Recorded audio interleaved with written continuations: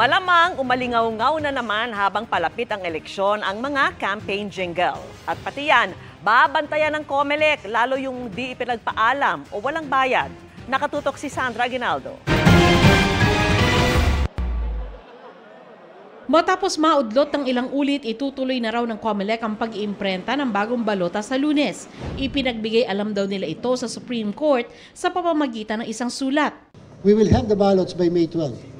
We will print the 72 million ballots exactly on time for the delivery on the different parts of the country.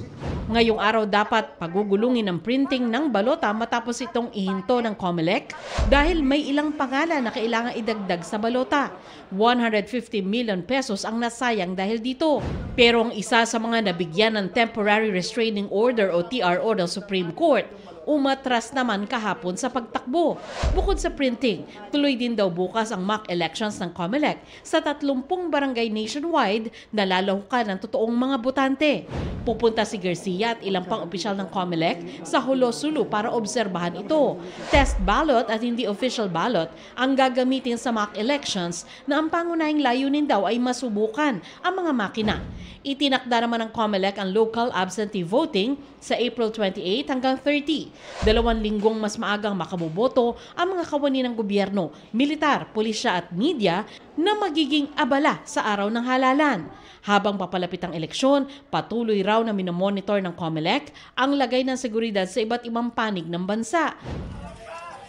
Bagamat walang kinalaman sa eleksyon ang ambush sa Sumisip Basilan kahapon na ikinasawi ng 2 sundalo, ikokonsidera raw ito ng COMELEC at law enforcement agencies sa pagtukoy ng areas of concern. Pwede natin ma-recommend din. Number 1, i-increase yung classification level ng area.